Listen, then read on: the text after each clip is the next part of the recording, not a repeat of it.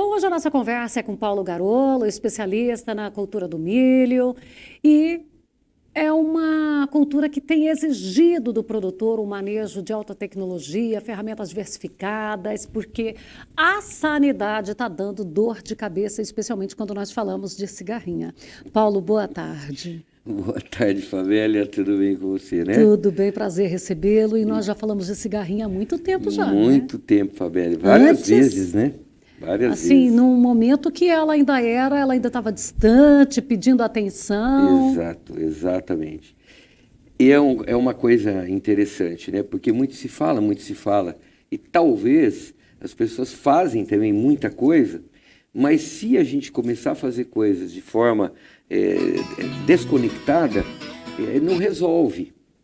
Então, eu noto isso, não é aqui, é no Brasil todo. Eu viajo praticamente o Brasil todo e uma das coisas que tem me levado muito em regiões diferentes, em oportunidades diferentes de relacionamento com culturas e agriculturas diferentes, é exatamente o problema da cigarrinha, porque ela se expandiu no Brasil inteiro. Em 6 anos, ela está hoje em todas as principais regiões de produção de milho.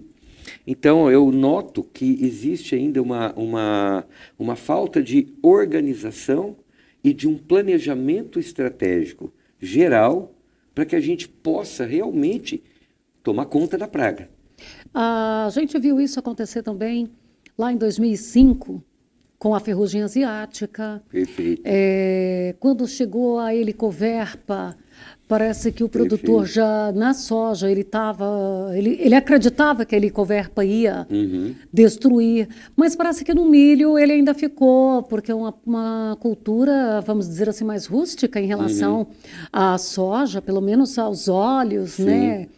E você acha que essa falta de um histórico de quebra, de falta mesmo de literatura onde o milho realmente trouxe esse prejuízo todo, é que deixou o produtor? Ou foi porque não tinha muito o que fazer? Não, no início, realmente a gente não tinha muita base científica. Até hoje a gente vem construindo. Muita coisa ainda para se construir. Essa é uma praga realmente que tem muitas particularidades. Recentemente eu tive numa programação e tive um bate-papo com o vice-presidente da ProSoja do Mato Grosso. E eu comentei com ele, o dia que vocês quiserem, eu vou fazer um treinamento específico com toda a equipe da ProSoja do Mato Grosso. Mas eu disse para ele, eu preciso de 3 a 4 horas. Por quê? Porque é muito detalhe. Controle de cigarrinha é muito difícil, porque é muito detalhe. Então, o agricultor precisa receber mastigado. Quem tem que conhecer o detalhe somos nós, da área técnica. Esse é o nosso papel. O agricultor tem que receber mastigado.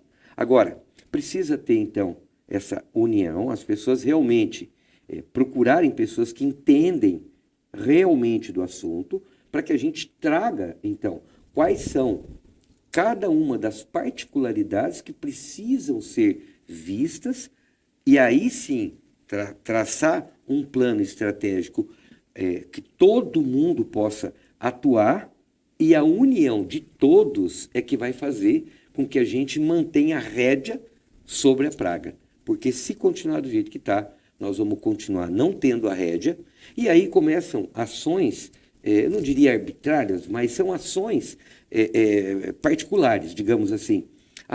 Nós agora queremos então colocar a situação de não plantar mais milho verão, porque milho verão é uma ponte para o milho safrinha. E milho verão representa tão pouco dentro do contexto do que representa milho safrinha, que então é melhor a gente abandonar o milho verão. Bom, não deixa de ser uma alternativa, não deixa de ser uma realidade.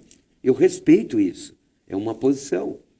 Mas talvez a gente não precise chegar nesse nível. O que a gente precisa, então, é entender as particularidades da praga, entender todo o processo e aí traçar, então, uma estratégia única onde todos possam estar comprometidos, e aí nós vamos ter a rédea sobre a praga. Paulo, aqui eu tive produtor relatando para mim que a expectativa dele era ali de 95, 100 sacas, escolheu 60. Ele falou, olha, na verdade, eu não vou fechar em 60, mas eu estou colocando 60. Vai fechar ali em torno de 58.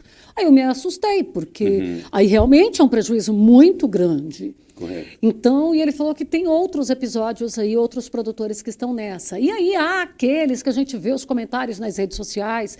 Ah, é o milho BT, que ele chegou, que ele perdeu. Ele não tem essa eficácia toda. Como é que fica para explicar essas situações para o produtor? Essa tecnologia, ela tem uma eficácia e ela vence? Ou ela tem essas particularidades que às vezes passa? Então, olha só como é engraçado. Às vezes as pessoas condenam, né? Eu também já recebi comentários de pessoas dizendo, olha, mas a tecnologia BT é um fracasso, cada 2, 3 anos ela não funciona mais. Não, não é que não funciona mais. É a mesma coisa.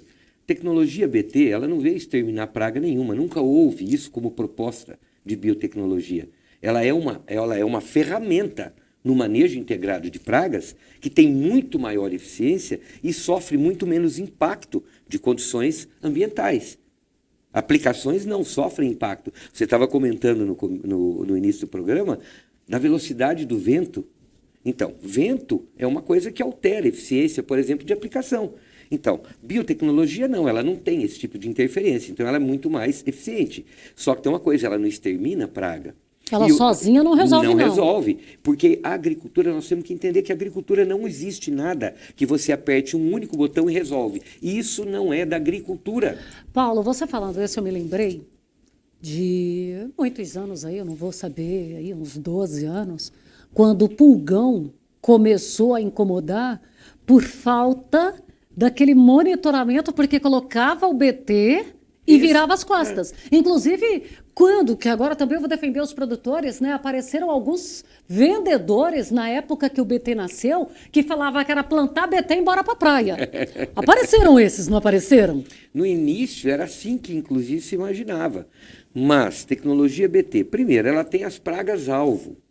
Se aquela praga não é alvo da proteína, ela não vai pegar. Então a praga vai prevalecer. Pulgões, cigarrinhas, não são pragas-alvo. Então o que acontece? Não vai fazer nada para elas. E era uma praga secundária eliminada naquele manejo. Exatamente. Por tabela. No Mato Grosso a cigarrinha, eu sempre venho falando isso. Nem sempre eu sou ouvido, mas eu sempre tenho falado. O maior problema do Mato Grosso não é nem tanto a doença em si, mas é o acúmulo de fumagina que está acontecendo e que está levando as plantas de milho ao quebramento de colmo. E por que acontece isso no Mato Grosso? Muito intenso. Porque no Mato Grosso, a praga que é praga de verdade, que todo mundo coloca o olho e faz de 5 a 7 aplicações, é o percevejo barriga verde. E que, por tabela, você também está fazendo o manejo de cigarrinha inicial.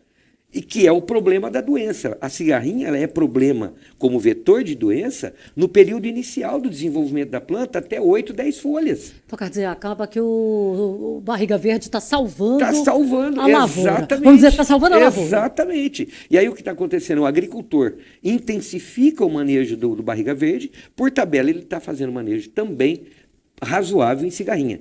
Aí, para-se entre 8, 10 folhas e não se faz mais. A proliferação da praga continua. Sabe por quê, Fabela? Esse é outro particular. Cigarrinha do milho, em temperatura, em faixas térmicas de 27 a 30 graus Celsius, ela consegue chegar em 100% de todos os processos biológicos da praga, inclusive reprodutivos. A reprodução da cigarrinha atinge 100% de eclosão de ovos e de viabilização de ninfas até a fase adulta em 100% nessa faixa térmica. E é o que predomina. Quando a planta já está... Mesmo a planta já mais adulta.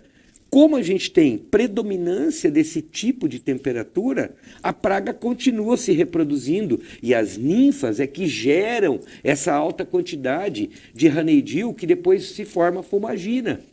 Não é tanto o adulto que forma o honeydew, não é tanto o adulto que tá gerando a tal da fumagina, não.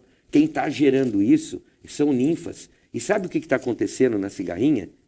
Eu não vejo e não ouço nenhuma pessoa, é raríssimo, alguém ir numa palestra, alguém ir num encontro e falar, não, hoje nós vamos falar sobre ninfa.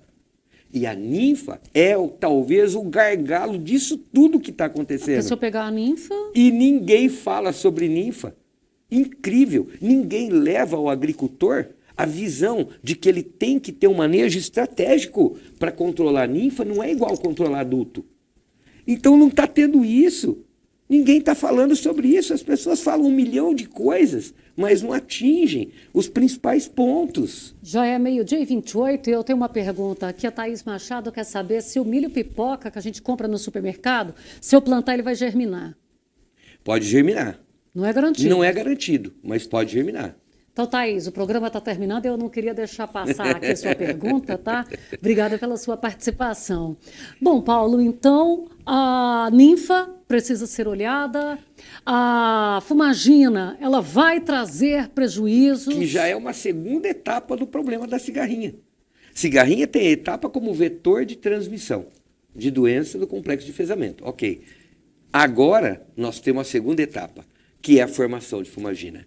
E só para fechar, 12h29, você vê alguma possibilidade de vazio sanitário no milho?